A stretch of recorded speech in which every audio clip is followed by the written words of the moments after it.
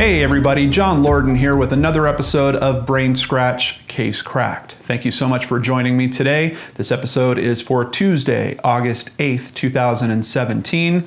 And today we're going to look into a mystery that just got solved a little over a month ago, but started way back in 1974. Where is Rudy Red Victor? Rudy Red Victor was born on September 24th, 1953 in Bloomfield, New Mexico. He's one sibling of a large family, having 6 sisters and possibly up to 6 brothers. Unfortunately, the info on his brothers was a little less than clear. A member of the Navajo Indian tribe, Rudy wanted to serve his country. He eventually enlisted in the Air Force to fulfill that desire. June of 1974. U.S. Air Force Airman First Class Rudy Red Victor was stationed at Holloman Air Force Base in New Mexico. He was a power production specialist assigned to the 444 9th Mobility Support Squadron. Rudy went on leave to visit his family and unfortunately never returned to the base. When he didn't return to duty on June 21st, he was placed into AWOL, or absent without leave status. A month later, they would change his status to deserter. The FBI would join in on the search, but after 4 years of no sightings of Rudy, they would officially conclude their investigation with the case unsolved.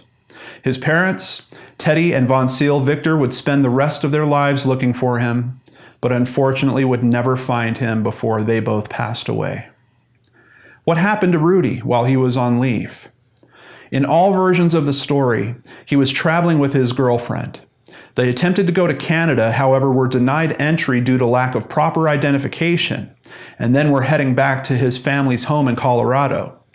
Heading south through Montana on Interstate 15, they got into an argument, and some sources say Rudy literally jumped out of the vehicle while it was in motion. His girlfriend initially left him behind, but then turned around and went back to look for him. However, she never saw him again.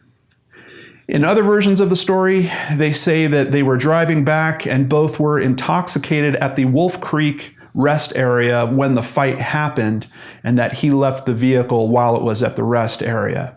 She drove away, then decided to come back and couldn't find him, and then she eventually drove home. In 1982, there was a cattle truck wreck on Interstate 15 near Wolf Creek Canyon. A livestock search team was sent out, and they found a human skull. E. Corky Mortensen, a brand inspector, decided to take the skull home to keep as some sort of souvenir. In 1984, the local coroner hears about that skull from a different member of the livestock search team. He contacts Corky and recovers the skull. They have it analyzed. A search team went back to where the skull was found and discovered additional human remains. At that time, the county sheriff's office made a preliminary determination that the unidentified body was likely the victim of a suicide. They found a noose made of wire in a tree close to the remains, as well as parts of a red shirt and a silver cross with a turquoise center.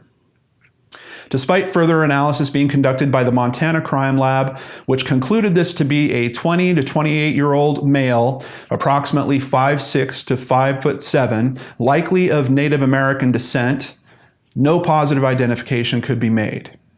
A student used the skull to create a sculpture of what he may have looked like, and that's in the image behind me. Further analysis concluded the death probably occurred in the early 80s or late 70s. However, once the press started writing about this case, a woman spoke up. She said she may have seen the body hanging in the tree as far back as August of 1975. She was driving with friends, and they even stopped at the rest area nearby to look into it further. However, when they got there, they saw a crowd of younger people and decided that the hanging body must be a prank, so they drove on, never reporting it to anyone. The case of a missing airman would go cold for 43 years. In 2016, the Air Force Office of Special Investigations would look into Rudy's case again and decided to enter him as a missing person into NamUs. If you're not sure what NamUs is, I have a video in the description box below where you can learn a lot more about NamUs. And if you've watched this channel for a while, I'm sure you're probably familiar with them in some way. A member of the Lewis and Clark County Coroner's Office heard about NamUs in a conference in 2017 and decided to try to use it on the case of this unidentified skull. All of the pieces to crack this case were now in one place: an unidentified remains record and the matching missing persons record, both in the NamUs database. The system generated a list of potential matches, and the coroner's office started to work each one. On June 8th of 2017, only a few months after starting to use NamUs on this case, investigators received confirmation that a dental match has been made between the two records. The skull is indeed Rudy Red Victor. The coroner would issue a death certificate stating that he died approximately on June 15th of 1974, but the cause and manner of death are noted as undetermined. The coroner says there's nothing to indicate foul play, and though they suspect suicide due to what was found near the scene, they are more comfortable with listing the cause of death as undetermined. June 16th of 2017, the Victor family was notified that Rudy's remains were finally identified, having been found in Wolf Creek, Montana. While some facts surrounding his death are still pending further investigation, Rudy has finally been properly laid to rest in Farmington, New Mexico. The Air Force has concluded that since he died while still on active leave, his status as a deserter has been corrected. A funeral service was held on June 30th of 2017, and he received a full military honors burial. His 6 surviving siblings, 3 sisters and 3 brothers, were present at the service. I'm happy that they, as well as his extended family, which includes 27 nieces and nephews with their children, all have their final answer as to what happened to Rudy and know that he is finally at peace. Quote, "This is a great example of how NamUs was intended to be utilized," stated Todd Matthews, Case Management and Communications Director for NamUs. He hopes other agencies will follow suit, entering their cases and checking them for matches in the NamUs database. Now, I've been a pretty vocal supporter of NamUs, particularly over the past year. I just really believe in the fundamentals of their approach. I believe that the data needs to be accessible across different departments. It just needs to be an open database, and that's really at its nature what NamUs is.